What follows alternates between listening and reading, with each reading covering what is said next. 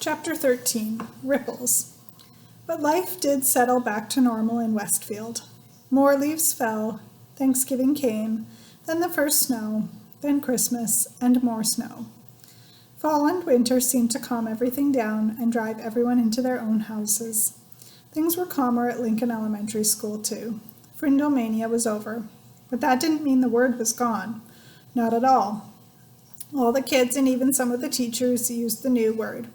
At first it was on purpose, then it became a habit, and by the middle of February, Frindle was just a word, like door or tree or hat. People in Westfield barely noticed it anymore. But in the rest of the country, things were hopping. Frindle was on the move.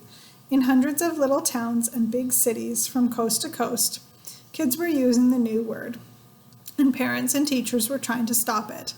What had happened in Westfield happened over and over and over again. Bud Lawrence couldn't have been happier. There were Frindle shirts and sunglasses and erasers and notebooks and paper and dozens of other items. The new line of Frindles imported from Japan were a big hit, and now there was talk of selling them in Japan and Europe as well. The checks that went into Nick's trust fund got bigger and bigger. Bud opened his own factory in Westfield to make Frindle baseball caps, which created jobs for 22 people. And in March, the town council voted to put up a little sign in the post below the town's name along Route 302. It said, "Home of the original Frindle." And Mrs. Granger? She seemed to have given up, or perhaps she had been ordered to.